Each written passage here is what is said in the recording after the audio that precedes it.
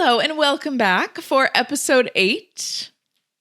Lovers of Law. Yes. Mm-hmm. Or is it Lovers of Law? Well, I flip it so that way it's always right. Okay, I've been flipping it so it looks weird to me, but what if that means it's actually flipped? I'm trying to think now for the edit. Is it then flipped incorrectly? I can read this, so that must mean it's wrong. So this is right. What if this whole time we had been trying to flip it for y'all, but like we were actually doing it wrong? I'm going to check now. I'm going to double check. Lovers, so it would be Lovers of Law, right? Because that's left to right. But for me, it's right to left. But for you, it's left to right. Or we could get really fancy and purposefully act like we're flipping them. Oh. And then last week we got the 7 for episode 7 as well. Lovers of Law. Ooh, okay, yeah, we're working on it. And League of Legends. And League of Legends. Yeah, we knew that already, I think. See what we did there?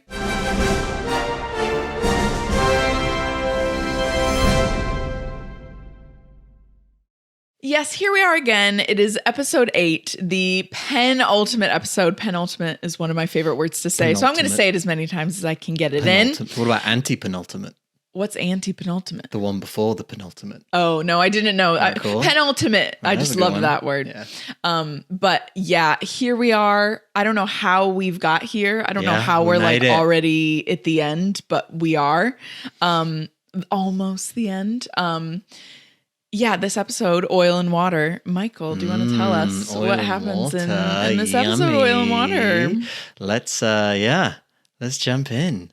So we start the big destroyed throne room. Yeah, very different opening than what we've kind of gotten thus far. Big. This big throne room. There's a throne that's been destroyed, and behind it is like a big hole in the wall, like a javelin or a ballista bolt or something has gone into it and just like decimated it. Yeah. And there's a little girl. And there's blood on the... Yes. Yeah. There's blood in and around the room.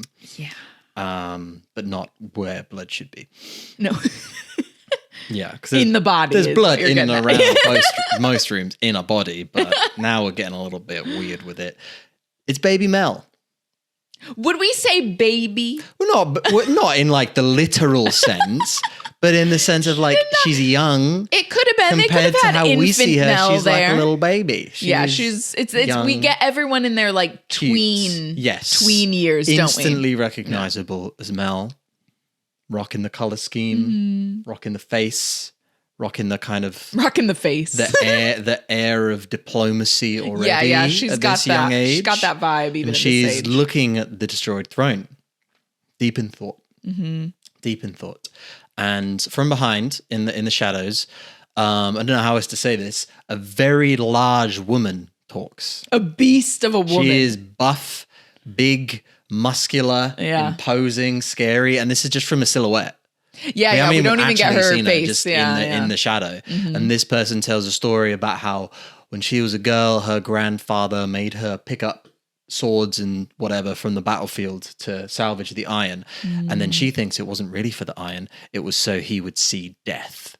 Oh. And then what she's saying in this moment. Wait, so she would see death? Or him? Yeah, because she would have to see death. Oh, okay. You said on the battlefield when she was a child. Okay. You said so he'll have to see death. You Did meant Ambessa. Yeah, I meant how this person who's telling this story would have to see death as a young child. So she would become desensitized to it, which is useful if you're going to be like a conquester. A conqueror. Let's say it. Conqueror. A conqueror. Let's just call it what it is. That's the word I'm looking for. Yeah. She's like, no, they just wanted me to see death. So that's what she's saying to this girl. She's like, this is your first experience with it. This is what it feels like. And then this little girl, already very savvy, says, well, Kino, we don't know who Kino is yet, but Kino says that war is a failure of statecraft, which is a very good point. Yeah. And we agree. Things always should be able to be solved diplomatically if you have your people's best interest at heart. But that's that's a whole big discussion. And then the person who we now realize is her mother is like, your brother, such an idealist. He thinks he's a fox when really there's no mercy on the back. Yeah, he thinks himself a fox among wolves. But really, you have to be the fox and the wolf. Yeah. You've got to have the duality, girl. So, and then she's like, Mel is looking at the throne, talking about how the throne's going to be here. She's kind of doing like some interior design. Like, yeah, she throne's is. going to be here. She's like, entryway here. Let me feng shui this. The queen's going to have a face that's inviting, but you know, she's the queen. Da da da da. A fat face. Yeah, like a friendly face. And then the person, the mum, says, well, maybe you will be the queen. You will be my queen. And she's like, what? If you prove you can take it. What does that mean? Quite menacing. And then in comes a prisoner. Yeah. Another little girl about the same age as Mel. And then she's like, well, what are we going to do with her? Yeah. What are we going to do with her? Mel's like, well, we send her to the colony, send her to the mines. She'll be fine. Yeah, she won't be trouble. She won't cause trouble. Yeah, she won't cause trouble. Yeah. Send her to the mine. Oh, sorry, send her to the colonies. Yeah, the It'll show colonies. we're merciful. La la la la la la la la. And then the queen's like, not the queen. The large woman is like, because it was a test. She was like, wow, it'll be a symbol of the resistance. It'll be a symbol of the resistance. If we kill her now, only one may die. If we leave her alive, there could be wars that are shed. Then Mel's still like, no, we have to show mercy. We have to show mercy. And then the person loses patience and just cuts her head off. Yeah. Slices round out of nowhere. This cool sword that's like, it's a sword, but it's got a handle instead of like a hilt. So it's almost more like a fist weapon because she's holding it like this instead of how you normally would hold a sword. I don't know what the name is for a sword like that, but it's really cool. Yeah. It's very brutal. Very, very, very cool. Weapon, isn't it? Yeah. So the blood sprays everywhere. The amulet that this young girl was wearing falls onto the floor. She says, a wolf has no mercy. Yeah, a wolf has no mercy. True. And then, like a flash, Mel wakes up. She was having a nightmare. Yeah. It's back in the present day, and behind her is a painting that very, very clearly resembles the image of the amulet. That moment. Covered in blood on the floor. It's that moment captured on the canvas. And beside her, Jace is soundly sleeping. Through an alarm, through a city alarm. Wait, really? Yeah, there's a city alarm going on. Okay, yeah, the alarm's gone. And he's like out cold. I was like, this is such a man thing. That's me. I was gonna say you'd be just like Jace. I wake up to alarms. Well, a city alarm outside. Yeah, I mean, with my earplugs in, I don't know, maybe not. And now we're right after the explosion. So it must have just happened. Vi is carrying Caitlin because Caitlin got hit. Yeah. So it's immediately after the explosion. Silco is looking at Marcus's body and then at Jinx. Yes. Because Silco and his goons have arrived at the bridge and he's seen Marcus and he doesn't really care. He sees Jinx. Yeah. Says Jinx in a way that, this is the most emotion we've seen him show. Silco runs over to Jinx and cradles her. Yeah. He is concerned. He is sad. He is frantic. Yeah, it's the first time that we can see like there is a way he can be affected emotionally because he's not of Jinx. Unfeeling. Yeah. Jinx literally is his one weakness. Yeah, basically. Yeah, or strength because emotion is strength really. And Vi now is watching all the enforcers flock to the bridge because the alarm's obviously gone off because there's been a big old explosion. And back with Silco, we see that Jinx is holding something blue. In her We don't know what. Back to Caitlin and Vi again. And she checks the little doohickey that's supposed to have the gemstone in. And guess what? It doesn't have the gemstone in it. Because Jinx has it somehow. She somehow sleight of handed it out. Yeah, I know. I'm so curious how she did that. How she must, because we have to go back and see. Yeah, I'd have to watch. Really, it must have been when she realized Echo was coming to try and get it. She was like, I'll just take it. I'll just hide it. Yeah. So Caitlin's upset.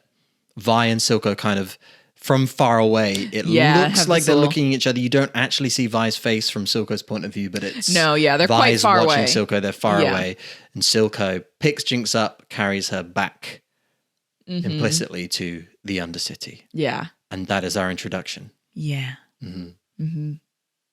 Roll intro. Cue Imagine Dragons. Yeah.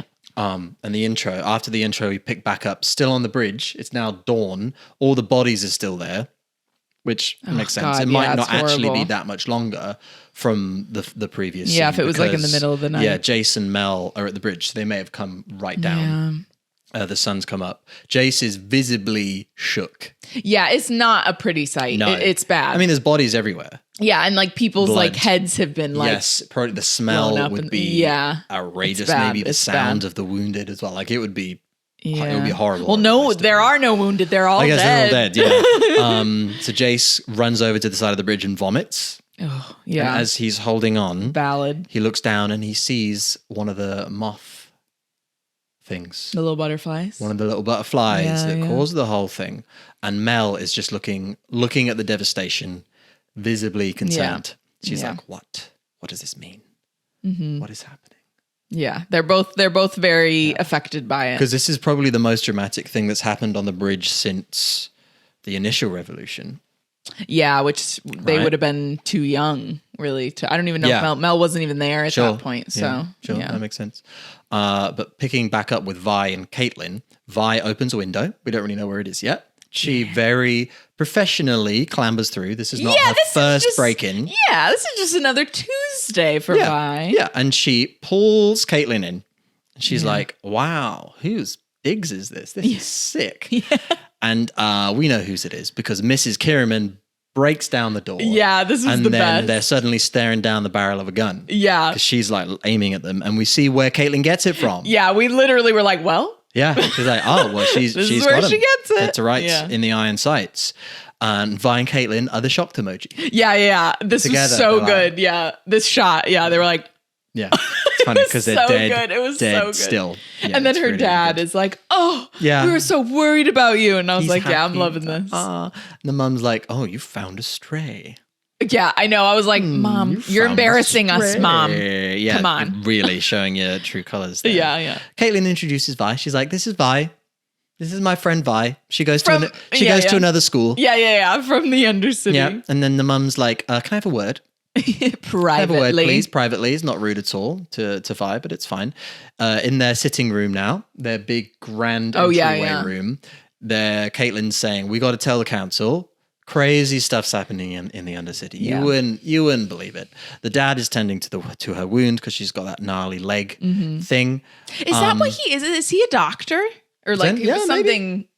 Some type of healer profession. Knows enough to heal some shrapnel. That would make sense. Anyway, he's kind of defending her actions, saying she was doing what she thought was right. Yeah. Mum's not so sure, understandably. Caitlin's like, no, we have to do it. You wouldn't believe the stuff that's happening. The government doesn't care about them. Yeah. The people down there who are functioning as the government, Silco, whatever, they definitely don't care about them. They're abusing them, all this stuff. Caitlin's really standing up for the Undercity. Yeah, she really sees... She's woke, as they say. She sees it for what it is. Especially even more so now because she did realize that Marcus was a double agent. Like there was corruption within her team of enforcers as well. Because there'll be endless instances where Marcus has been like, oh, we've looked into this in the Undercity and it's fine. Yeah, that she'll remember. And it's fine that she's now questioning all of those. She's like, oh, nothing Marcus ever said. Was ever checked true. Out. Yeah. Mm-hmm. And Mum begrudgingly agrees to schedule an audience with the council. Well, schedule. Yeah, she's like, okay. Mm-hmm. I'll help you with this, I guess. Because I think at the end of the day, her mom, no, they're British, so mum. Her mum, I think. British. They are. They are British, but whatever the Piltover equivalent of that is, I suppose. But she would say mum. Yes, going off of their accents. Mm-hmm.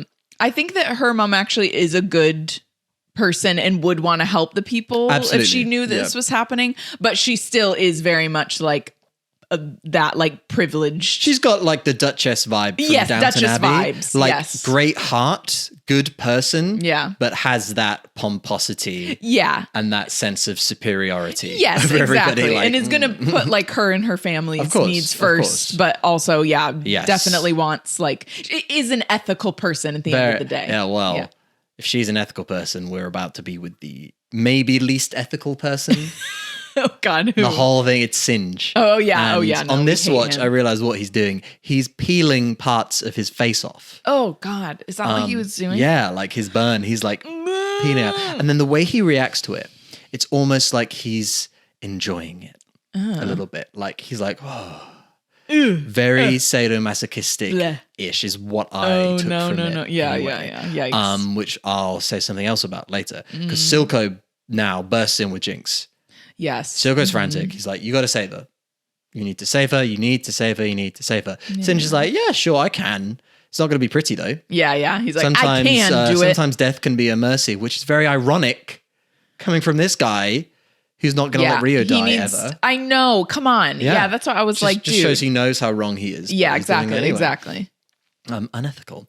Yeah. Silco asks Silco, are you prepared to lose her? Silco's like, she can't die, she won't. So that's no.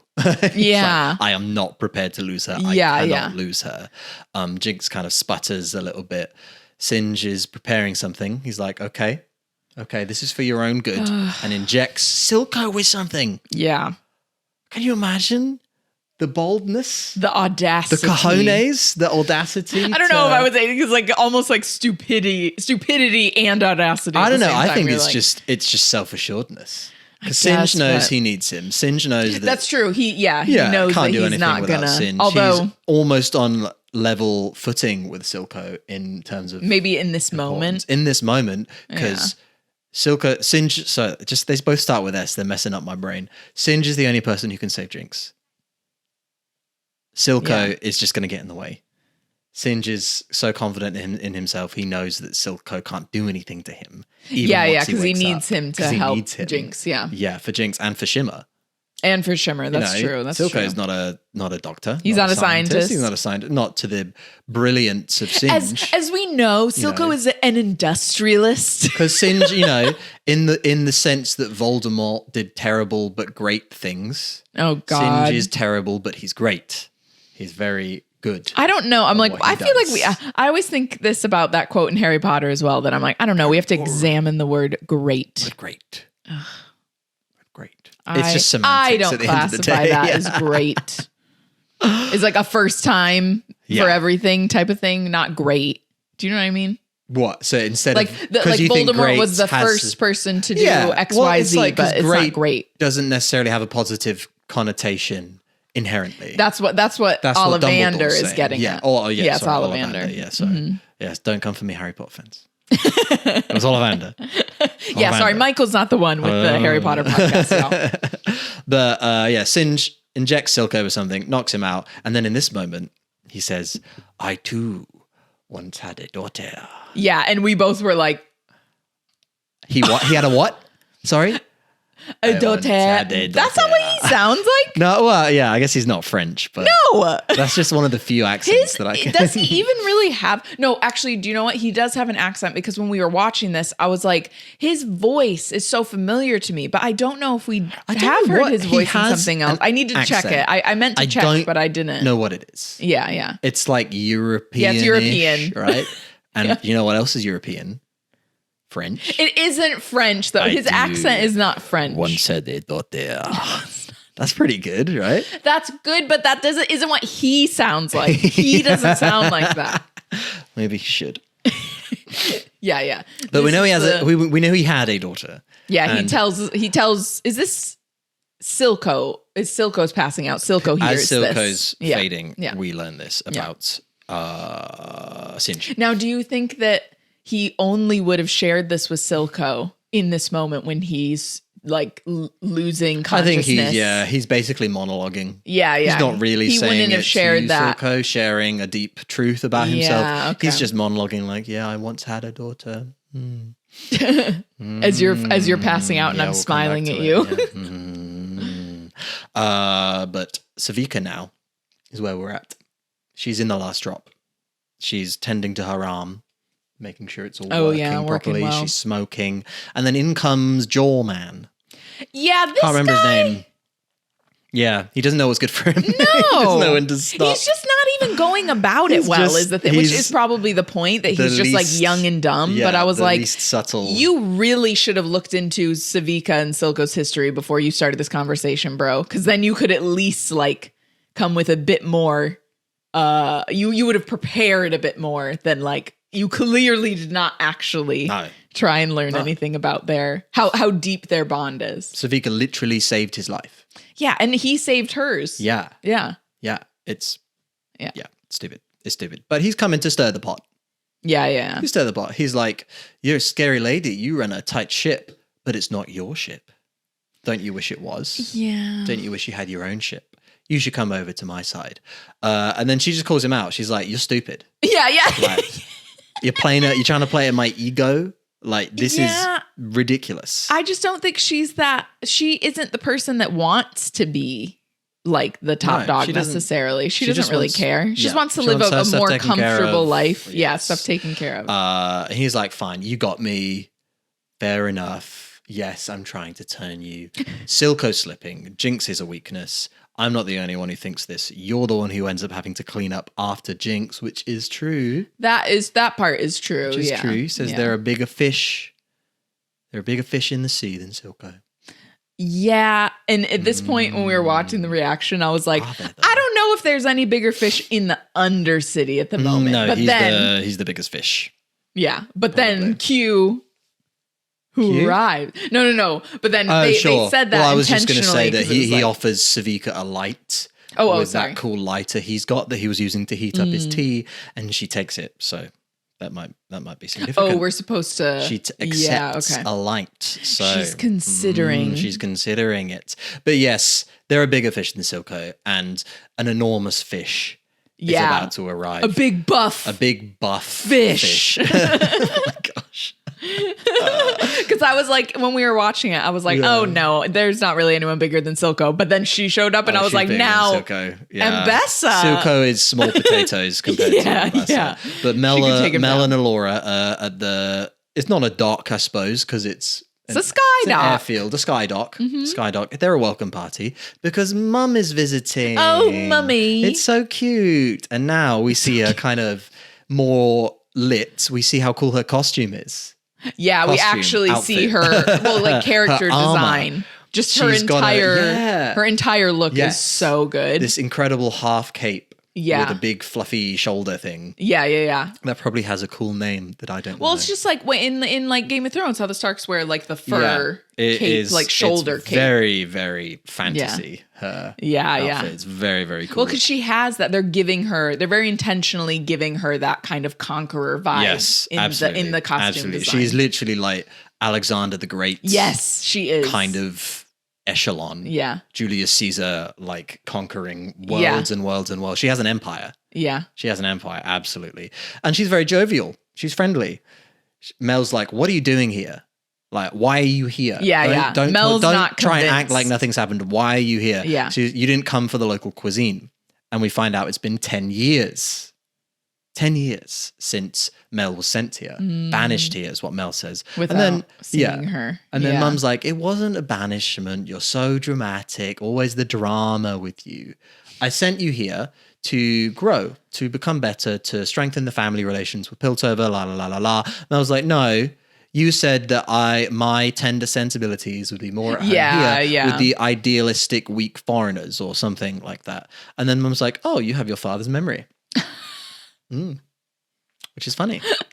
It's like, I'm sure anyone on Earth would remember if someone said that, especially like if your parents said that. She probably plays it in her head every night. Yeah. She's like, I wish I could forget that moment. And then they walk and they talk. And we find out that Mel's brother is gone. Mm-hmm. He's died. But she does just say like he's gone, right? So she doesn't say he died. We had a funeral. There's no like specifics. It's just he's gone. But we're supposed to take that as She blames herself. She says he crossed the wrong man, and she was distracted. Yeah. And that's it. Like she's showing a bit of vulnerability. And Mel is very upset. She is very, very, very upset. And then the conversation turns to Jace, to Hextech. To Hextech. To Hextech. and what she says, the inevitable war that's coming. And I was like, no, there doesn't have to be a war. And it's just echoing back to their first conversation about a failure of statecraft doesn't have to come to war. Yeah. She's like, no, you're young, you're an idealist. There's going to be a war. There's too much. There's a weapon now. It's a weapon. It can't be unmade. Once the genie is out of the bottle, you can't put it back in. So I know, obviously, we know that Silco is going to turn it into a weapon, but there's not confirmation that it's been weaponized. Like, it's all just they're like, oh, no. It's like what you said about the whole like nuclear bomb like battle. Yeah, like we have to do it first because then they're going to do it. But like it's like, but there isn't an actual weapon yet. The technology is there. So it's only a matter of time before it gets weaponized, I think is what she's saying. It is essentially a weapon. Oh, yeah, okay. She's saying like... It's not a specific like, oh, it's this cool hex tech gun. Yeah. Yeah, but it's like the technology itself is powerful and will be used for weapons. It's just a matter of like what and who does it first. This is such a tale as old as time type of thing as well. Oh, yeah. It's literally it's World War II. Yeah, yeah. It's the arms race to build the nuclear bomb in World War II. Yeah, yeah. And then after that, trying to figure out what are we going to do now? Are we going to bomb all of our enemies? Yeah, or yeah. are we going to wait? And amazingly, America chose not to bomb all of their enemies with a nuclear bomb and you know, but could have been very different. There was, what is it, Hiroshima? Yeah, but after that, they weren't at war anymore.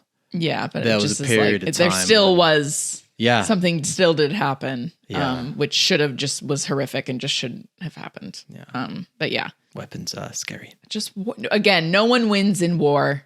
Like we said that on a previous episode. Yeah. Interrupting the conversation. Oh, no, sorry, not yet. She says weapons can't be unmade. That's it. She wants to guide Mel. She wants to be here to be a kind of a guiding Mel in the right direction to make sure that... That's what she says. Yeah, to make sure that Piltover stays strong and gets strong and doesn't get destroyed by the war. But then someone says, Miss Medada. Miss Medada. They both turn around, obviously, because they're both Miss Medada. Yeah, they're like, yes. You're like, yes. And it's a young Dorian Gray. Is how I would describe this guy. You know, like young Dorian Gray. Picture of Dorian Gray. Flowing hair, Ben Barnes. Ben Barnes, very young, very pretty. Yeah, pretty boy. And then Mel's like, what? And then the mum's like, well, he's here for me. I'm off to sample the local cuisine. Which Michael made a joke about literally like a moment before it happened. Which is funny because maybe just somewhere deep in my brain, I was like, I remembered that. Oh, yeah. What she said. Maybe. But it's funny because she literally, I'm not being cute. She literally says, I'm off to sample the local cuisine. Yeah. And we were like, it's so good. So good because maybe the husband must have died. Her dad's died. Yeah, maybe they had an arranged marriage. Maybe they have an open marriage. Maybe. Who knows? We don't know. It's from the language, it's kind of implied he's not around. Yeah, I don't think he's alive. Yes. And I mean, with a conquering family like this. I'm sure Ambessa just always did what she wanted, though, to be honest. I think so. I think so. Because there must be genes in the family to not just become giant and buff. Because we know that Mel and her sister and her brother, we don't really know what her brother, because that was an illusion. But yeah, we'll get into that. Both of them are a bit leaner, but I think that's just because Ambessa is like, she might just be pumping iron all the time. Biggest warrior. Yeah, out of all of them. she's very strong. Yeah. But into the Kierman household once again. Mm-hmm. Vi and Caitlin are chilling on the bed. I know it's so cute. Like they're at a sleepover. Yeah, I love it. Caitlin's saying, we're going to speak to the council. Vi isn't really listening. She's like, what is this on the floor? Yeah. How did you do this? How did you do this? You're so clever. I remember Powder used to get obsessed about stuff like this, and it's really sweet. And then Caitlin sees that Vi is having a sad moment, thinking about Powder. She's like, this wasn't your fault. You went there. It's not your fault. Vi, it helps Vi. Vi opens up and tells a really cute story about how when her and Powder were really young, they would share a bed, just like the way they are sharing a bed. Sharing a bed already, just saying.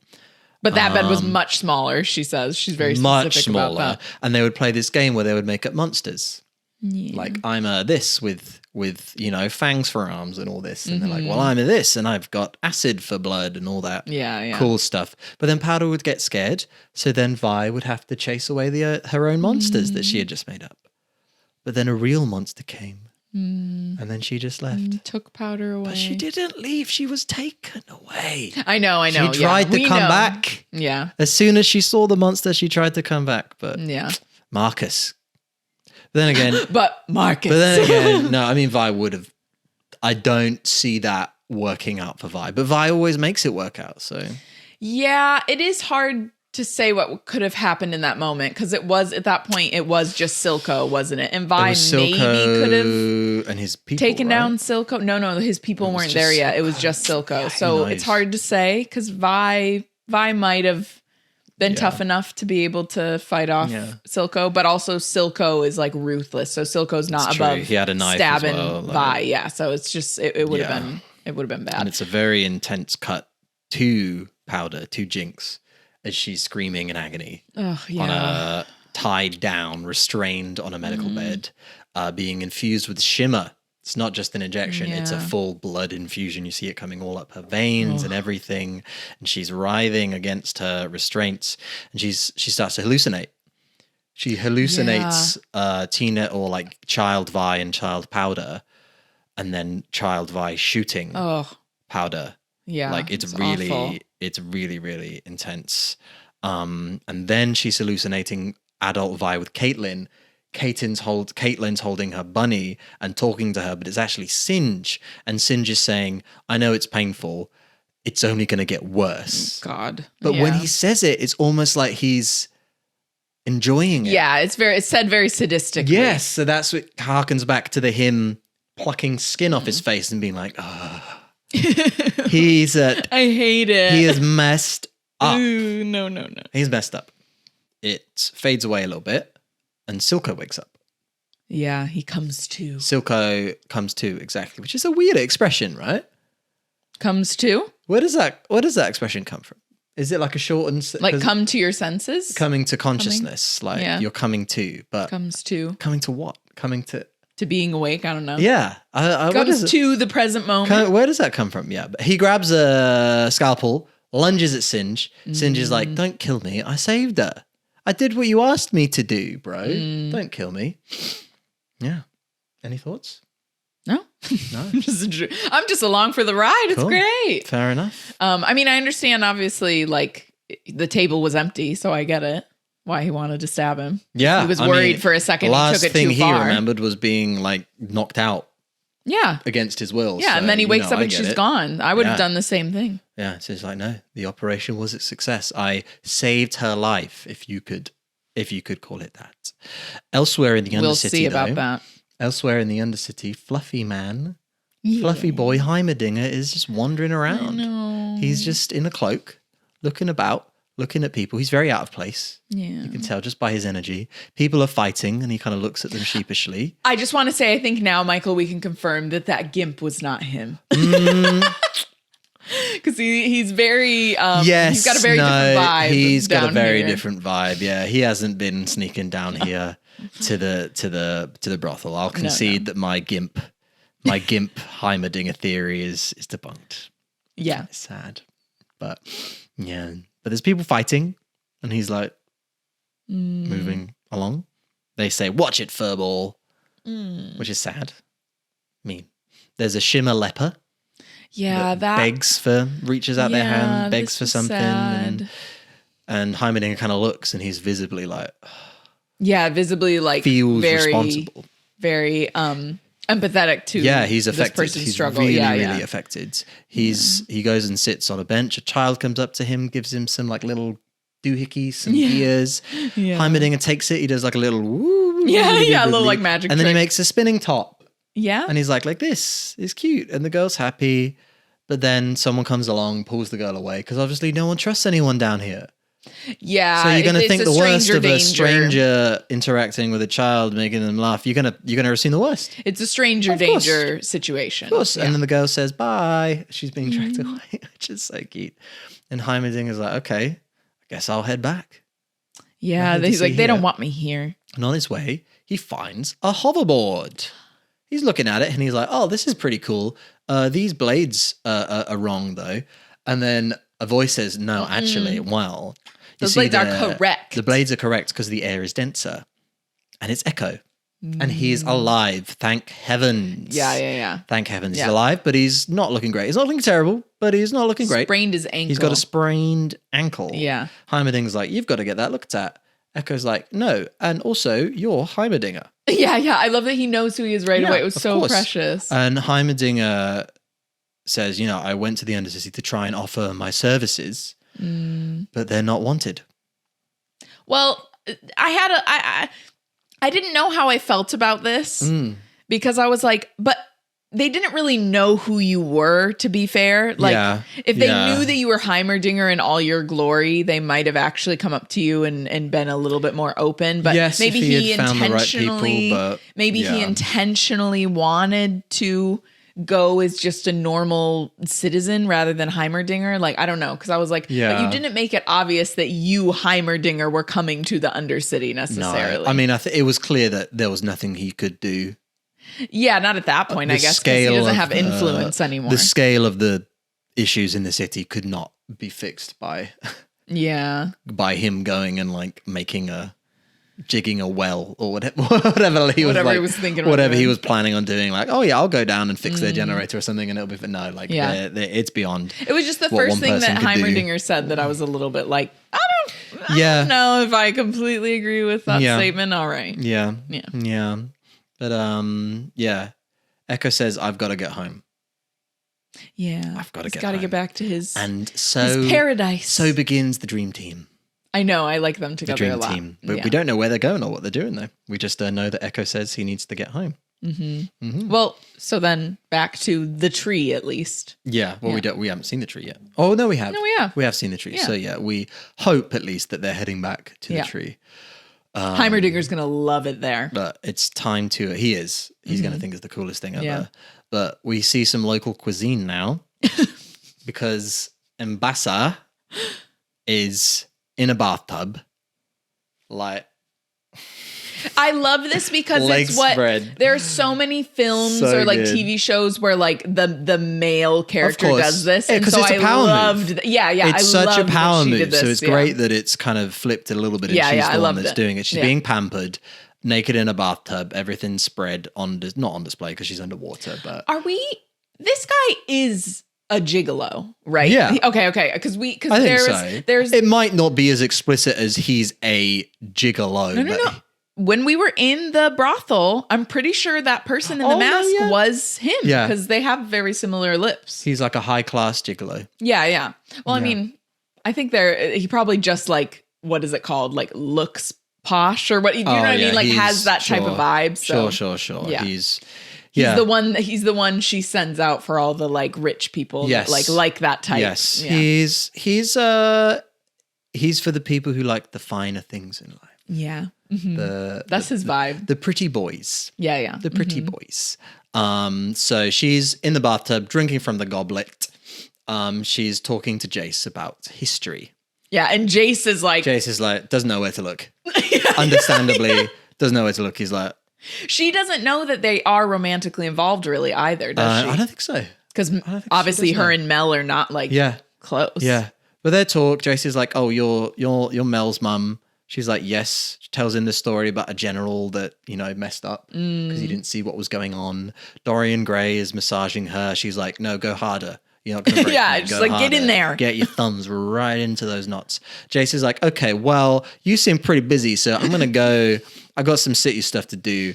And then she's like, no, the city's in danger. The Undercity's dangerous. Your leadership is impotent.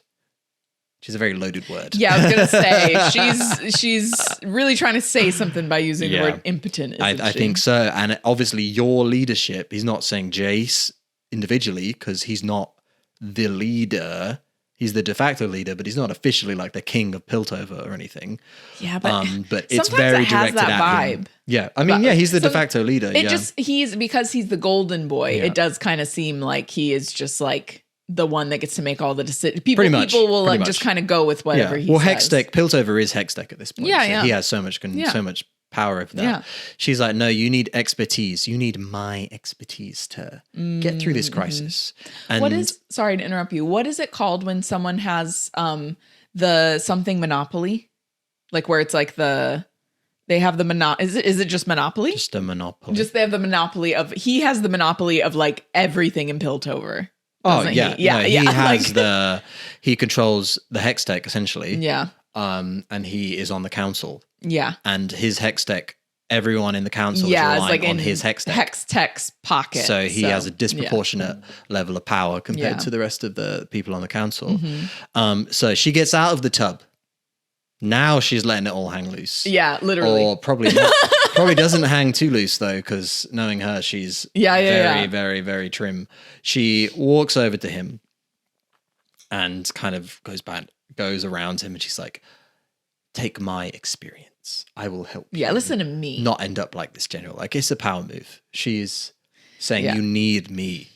You are young. You are a little fox.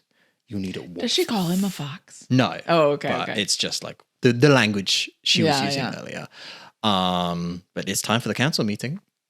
Yeah, here we are again. They're all harumphing about Marcus. Like, Marcus was a traitor. What are we going to do? So what are we gonna Caitlin must have told them that then? I think they knew Marcus's dead body was on the bridge, surrounded by other enforcers. So maybe word's gotten out that Marcus was a traitor. No, but that they shouldn't think that then, if it's just because he was killed with everyone else. So they should think that he would. Well, because Caitlin's the only one that knew. So they're already talking about Marcus being a traitor before Vi and Kate come in. So no, I know, but I mean more through like the grapevine that like if Caitlin said something to her mom, then her mom is like already told the council, like, because Caitlin's the only one that knows. No one else was there. Maybe the mum prepped them on what something like that. Yes. Jace wants to act. Jace wants to go down to the Undercity, do some stuff. But before they can really talk about whatever's happening, Caitlin comes in. She's like, "This is Vi. She's from the Undercity. She's going to tell you what's what." And Vi does so. She's like, "It's all Silco. Yeah. You're idiots. Have you investigated Silco?" They're like, "Yeah, we investigated Silco. We didn't find anything." "Who investigated Silco?" "Well, it was Marcus." Yeah. So no one didn't find anything. We've investigated ourselves and found nothing wrong. It's very much that. Basically. Police investigating themselves type energy. Caitlin's like, "No, Silco wants to kind of, what's the word? Defect from..." Yeah, like make his own he wants to become Zorn. Yeah. He wants to say goodbye to Piltover and make Zorn. Yeah. Jace is like, "Who did the bomb?" Vi says, "Oh, it was someone called Jinx." Jace is like, "Great, so we're going to go in, guns blazing, and take him out." But this moment was important because Caitlin was like kind of hesitated for a second and like looked at Vi. Yeah, she was gonna not. Yeah, she was like, well, maybe I won't say, because obviously she like feels for Vi and like cares about her and stuff. Yeah. But then Vi is the one that says her name's Jinx, and like just so you can tell she's like Jinx. Kind of coming to terms with the fact that this is who Powder is. This is who now. she is now. Yeah, not necessarily beyond saving, but this is who she is. Yeah. She needs to be stopped. But Jace wants to move. He wants to take action. Mel says no, only as a last resort. Yeah, thank you, Mel. Thank you, Mel. Yeah. Speaking some reason. Yeah. Yay, Mel. Vi rants, which is fair. Yeah, Vi's she has like, a little y'all bit of a are diatribe, dumb. but it's, you don't know what you're talking about. He's not going to stop. It's not going to work. You need to be ready. And then she leaves. Why isn't anyone suggesting like a covert mission to try and get Silco like cornered and then like do a discussion with him? I was like, I mean, I guess just because we don't have time for it in the plot, maybe, but I was like, I feel like that would have been the way forward. Take him out. Be like, let's just like find a way. But I guess they don't have anyone on the inside, so that would be pretty difficult. They would need a double agent. They would need a double agent. Double agent. Yeah, well, maybe Arcane season 3. What is it? Noxus? Isn't that the new place we're going? Noxus. Ooh. That'll be exciting. But Vi runs away. Vi is told to leave. She's like, "You don't need to make me leave. I remember where your fancy door is." Yeah. I'm leaving. I'm getting out. She's out. It's now raining again, and as we know, rain increases the intensity of emotions. Yeah. Caitlin says, "It's okay, we could fix it, we can explain, we can do this, we can do this." Vi's like, "No, you can't. It just is the way it is. Piltover and Undercity doesn't mix. They are oil and water." Roll credits. There we go. Roll credits. Title. Name of the episode is set. Oh, I was like, roll Oil credits. No. No. There's oil and water. They can't mix. They're too different. And then Caitlin says, "What about us?" I know. She's already referring to them as us. Caitlin's putting it all out there. And then Vi says, just forget about me, Cupcake. Go back to your ivory tower. You'll be better off. Just forget about me. She can't. Of course not. Who could forget about Vi? I know. You could say bye, Vi, bye. Who could say bye to Vi? You want to say hi, Vi, hi. Yeah. You want to say my Vi, my. My Vi, my. Wow, it's endless. It's endless. Victor. Time for Victor. Yeah. We got to get back with Victor. Cool Come on. He's at the docks by the boats, similar to his very first scene. Yeah. The flashback scene, I mean. Oh, yeah. His foot is glowing. Mm-hmm. It's glowing. Mm-hmm. We don't know what that means yet. He ditches his cane. He throws it away. Yeah, he's like, okay, I don't need this anymore. Very slowly, he takes a few steps. He starts jogging. Mm-hmm. He starts running. And then he starts sprinting. He's in a full-out little sprint. bit, but then he's sprinting by the boats. It's very, very, very, it's epic. Yeah. It's so cool. He screams. Mm-hmm. He's just running and screaming. And the dock workers are like. And so intentional to have the boats in the background because obviously, as we remember, just when he was a child. He was trying to run alongside his boat and he fell over. Oh, yeah. So sad. Oh. It's beautiful. Beautiful. It's a beautiful moment, even though we're all worried about Victor. Of course. But it's a beautiful moment. Yeah. He must run right back to his lab because he's by the hex core doing some stuff. He's messing with it out in the corridor. Sky is rehearsing a little speech. He's like, oh, I've been thinking about this and this experiment. I'd really loved your help with it, like that kind of thing. Like, she's like rehearsing. She's trying to ask him out and she's rehearsing it. But Victor... He's looking at his shimmer. He's running low. He's looking at his body. He's got a little scalpel. Back to Sky. She's rehearsing still. Back to Victor. He's carved some runes into his skin, which is a little... Yeah, we're going even further this time. A little messed up. Sky's getting closer, saying some sweet things. She comes in, and Victor is knuckles deep in the hex core. He's grabbed it. It is holding on to him. Yeah. Sky runs over, grabs Victor, tries to pull him away. His hand comes off momentarily, but then it's pulled right back. He sees Sky, but then very suddenly Sky disintegrates. Yeah. Completely turned to dust. Yeah. And then Victor wakes up a little bit later and is distraught.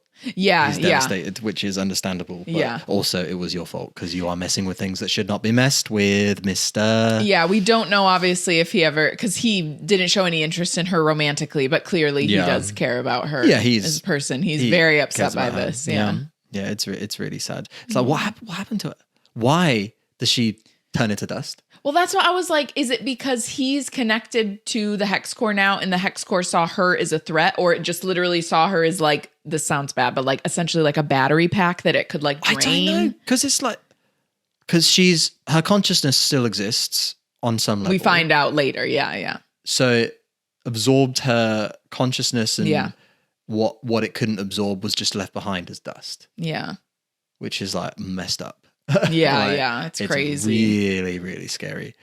Because I guess it reacts with organic matter, so it absorbed the organic matter and left behind the. Yeah. And then scary. It kind of, as Victor's distraught, the hex core's just kind of wibbling.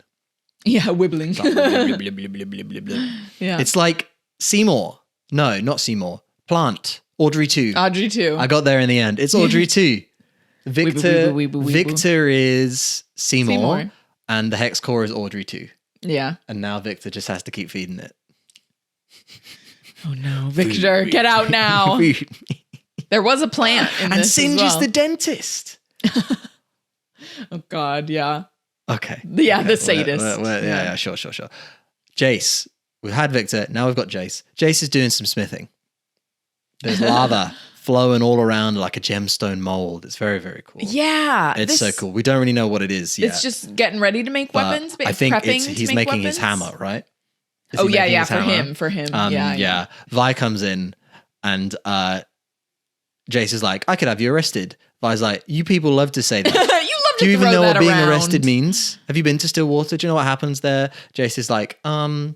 No, it doesn't need. He's like, I wanna. He just like deflects. He's like, yeah, I want to do something too. Yeah. He doesn't answer. He just ignores the question, essentially. But they find some common ground. Mm-hmm. Yeah. When I was like, get these two together. Come on. They're like, fuck the council. That's what they said. She puts on the giant hands. Yeah. The Atlas gauntlets. Thank you, those who told us what they were called. Thank you for that. Yeah, this is like Vi's dream. Oh, yeah. I guess weapons. Yeah. Like weapon of choice. Yeah, they suit her. Mm-hmm. They suit her for good reason as well. And she talked. She's like, a good friend of mine had something like this. Yeah. Or wasn't she a friend? She calls him her friend? Someone close to her. Oh, someone close to her. Someone Close to me. Yeah. Someone close to her had a pair of these. Not those exact ones, because imagine Vanda with those. Oh my gosh. Unstoppable. Oh my gosh. Unstoppable. Would have gone down differently on the bridge if he had a pair of those. Yikes. But yeah. And then Vi says Caitlin. Oh, wait. Who says Caitlin trusted him to do something? Yes. Yeah, Vi. Vi says about Jace that Caitlin trusted Jace to do something. Mm-hmm. Yeah. Jace is like, she did. Vi says, oh, well, if we shut down the shimmer supply. Hey, I mean, this is not a bad idea. Can't do anything without shimmer. Yeah. Kind of what you're talking about, like a subterfuge operation where you, instead of taking out Silco, you take out the shimmer, which is the only thing. The only thing making it viable for Silco to take on Piltover is the shimmer. So, yeah, fair enough. It's not a bad idea. So they're right to it. Mm-hmm. With a train load of shimmer now, it sets off, but then it gets ambushed by enforcers. So they've put together a plan and they've gone right there. Jace is there and he's got this big, cool ass reveal Hex-Tech hammer. Yeah. So there are weapons now. This is one. This is a weapon, and then what Vi's got is basically weapons. They're not designed to be weapons, but they can definitely be used as a weapon. Anything's a weapon if you try hard enough.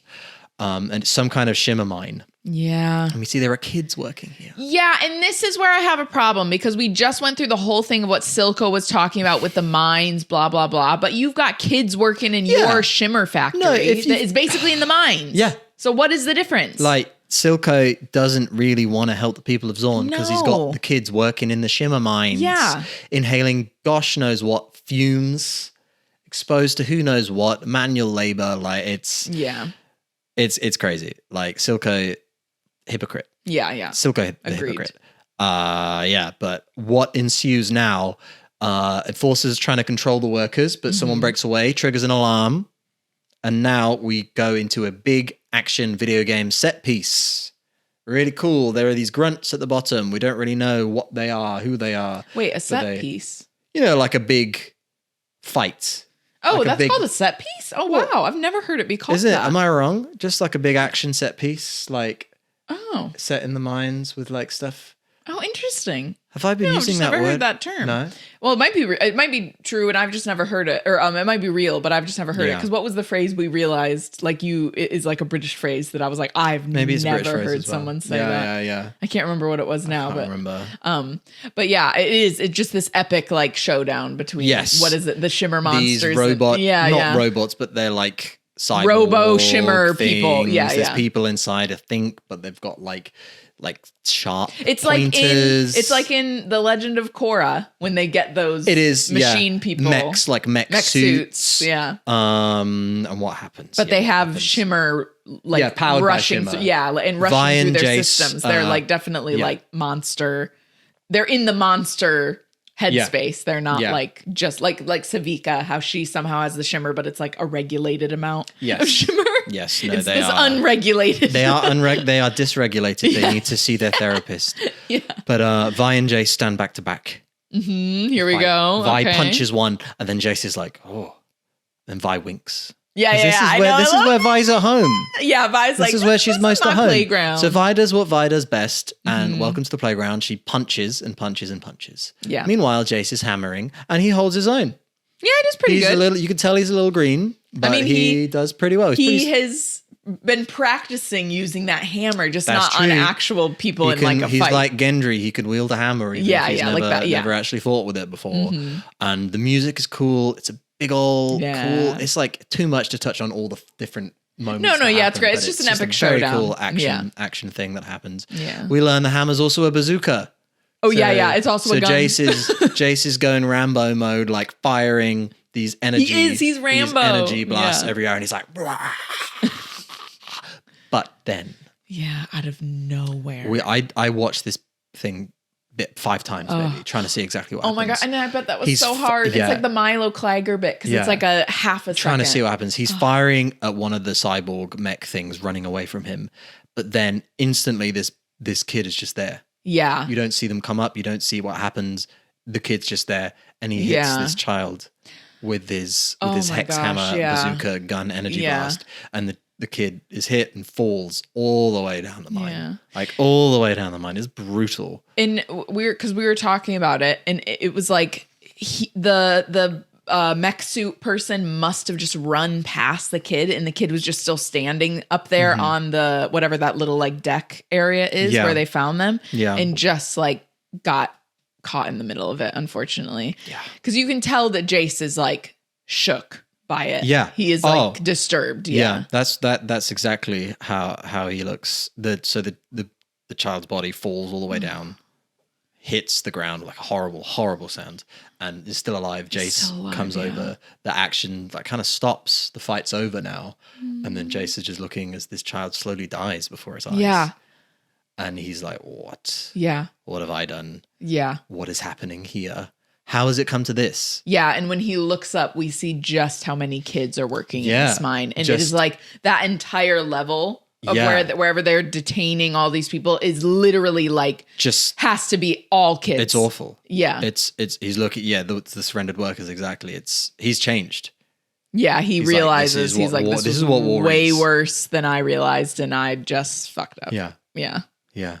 Well, I mean, he's fucked up, but he didn't do this. No, he didn't. He didn't intentionally, obviously, hurt that kid and stuff like that. Of course not. But it just is like, obviously, he knows what that's going to cost him that just happened, because there is so much more at stake. This is it's an act of war. Now. Yeah, like they haven't just shut down the mine. Yeah. Like it was chaos. A kid. Yes. Yeah. And someone's died. Like it's scary. But you were right that he didn't put all those kids there in that mine. And that it's so upsetting, that shot where it reveals all the kids looking down at him and the kid that just died. Yeah. It's so, yeah. And Silco would have done this. Like Silco was developing Shimmer before Hextech was even a thing. Yeah, yeah. So it's nothing to do with... Yeah, no, he didn't know about Silco didn't develop Shimmer in response to Hextech. No, shit. He was trying Shimmer to do that anyway. On the cards. He was always doing this. So... It's just shocking to see it and to see like the industrial background of it and the scale of it. Yeah. And like how it's terrifying. There's only one little scene left. Mm-hmm. And it's, I know what it is. It's Caitlin. Oh yeah. And she's in the shower. Yeah, she's taking a shower. Yeah, but it's tasteful. You don't see anything. It's all steamy. Yeah. It's all steamy. She's washing away the stress and of the past few days. Yeah, she's having a very introspective shower. She's having a moment in the shower. Yeah. It's hot, steamy. The blood is dripping from her wound. Yeah, still. Yeah, she's still bleeding out of the wound. She's thinking about Vi. Yeah. She's remembering Vi. Of course she is. So cute. And as she didn't want to say bye. No, and as she thinks about Vi, maybe I'm reading too much into it, but they animated it, so I'm going to comment on it. She bites her lip. Oh, okay, yeah. A lip bite. The Vi thoughts induce a lip bite. Literally, it's unmistakable that she bites her lip. And it might be an upset lip bite rather than like a she's like feeling horny frustrated. Lip bite, but it's a lip bite. Yeah. There's a lip bite that is happening. She turns the water off. She looks in the mirror. No, sorry, I just have to say that the faucet or the handle, the detail that they put into that. I remember the first time around I noticed that, and I was like, that is incredible that they paid like that much attention to detail of that 1 second shot of the shower. I was like, that is incredible. And also I was like, this is the most lavish house in Piltover. Like they have so much money, you guys. It's insane. Yeah, I wish I lived there. I know. Yeah, our next house. A country estate. Oh my gosh, can you imagine? But she turns off the water with this incredible, cool, awesome faucet. Incredible. Looks in the mirror. The steam clears. Mm-hmm. But in the mirror, someone has drawn in the, you know how you draw on the condensation. Mm-hmm. There's a monkey face. Who could that be? No. And now we see in the corner of the room a figure with blue hair and a glowing purple eye. This is the third time we have seen the purple eye. Yes. But it is different this time. It looks like it's a little more permanent. It's glowing. It's more like Silco's eye.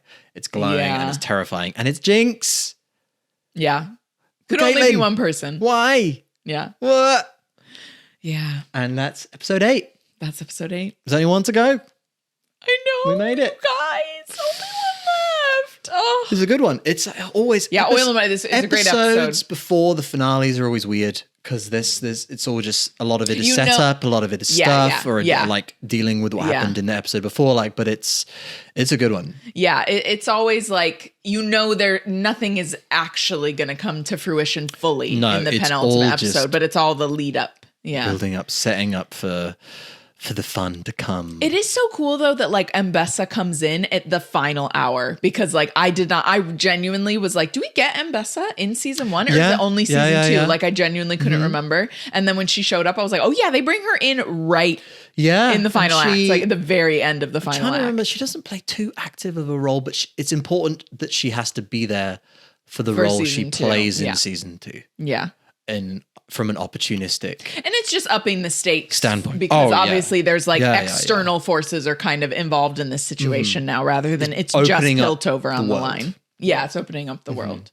But really nice. Good job, babe. Thank you. Yeah. Any final thoughts about Oil and Water? Well, I was just going to say, obviously, the last episode that we're going to do, I'm leading. So good job leading season 1. I did it. We made it. Thank you for sticking with me, everybody.